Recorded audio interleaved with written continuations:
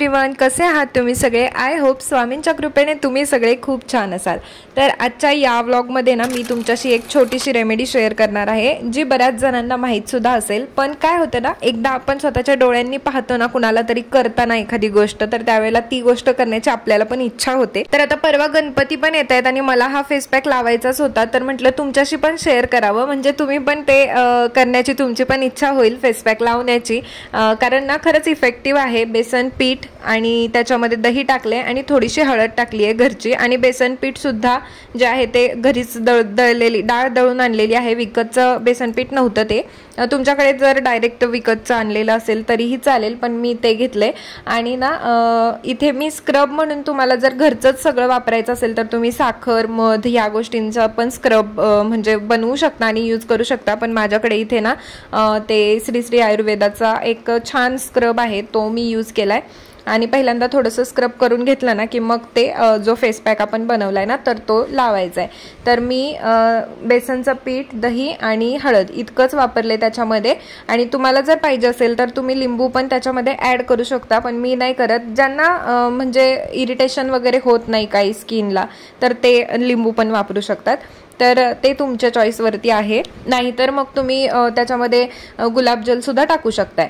तर मी ना हा फेस पॅक एखाद्या महिन्यामध्ये 2 महिन्यांमध्ये वापरत असते, लावत असते चेहऱ्याला। पण बऱ्यापैकी ना खूप फरक पडतो। आणि जर तुम्हाला जास्तच गरज आहे ग्लोईंगची तर तुम्ही आठवड्यातून 2 वेळेस जरी वापरलं तरी चालणार, तुमची जर स्किन ड्राय नसेल तर।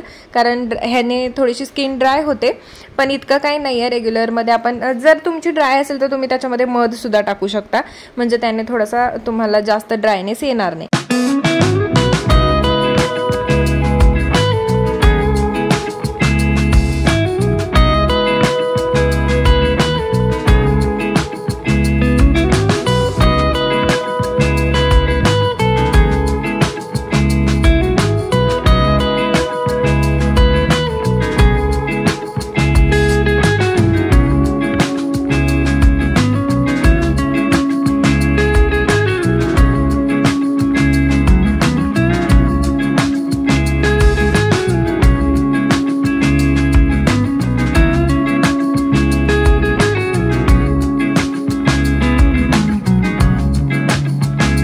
तर आता इथे माझा फेस पॅक जो आहे ना तो सुकलेला आहे। जास्त पण असा कोरडा सुकून द्यायचा नाही, त्याला थोडंसं ओलं ठेवायचं। आणि त्याच्यावर आता मी पाणी लावून ना थोडंसं परत एकदा स्क्रब करणार त्याला, कारण ती डाळ दळून आणलेलं पीठ आहे त्याच्यामुळे ते थोडंसं असं खरखरीत आहे ना, तर त्याने स्क्रब केल्यावर आणखीन थोडंसं टॅनिंग वगैरे वरचं सगळं निघून जातं, धूळ वगैरे सगळी, आणि स्वच्छ होतो चेहरा। त्याच्यामुळे मी परत एकदा थोडं स्क्रब करून जे आहे ना ते वॉश करून घेणार। कारण जे आपण विकतचं पीठ आणतो माहिती आहे ते एकदम पावडर्ड असतं ते, आणि हे घरचं जे असतं ते थोडंसं खरखरीत असतं, तर त्याने मस्त छान स्क्रब पण होतं। तर आता बघा माझं घरच्या घरी 5 मिनिटात फेस पॅक वगैरे लावून त्याच्यावरती थोडं तरी ग्लो आलेलाच आहे, आणि ते तेवढं बास होतं, काही बाहेर जाऊन फेशियल वगैरे करायची गरज नाही। तर तुम्हाला पण जर ट्राय करायचं असेल तर ट्राय करून बघा, आणि व्हिडिओ आवडला असेल तर व्हिडिओला लाईक करा, आणि चॅनलवरती नवीन असाल तर चॅनलला सबस्क्राईब करा।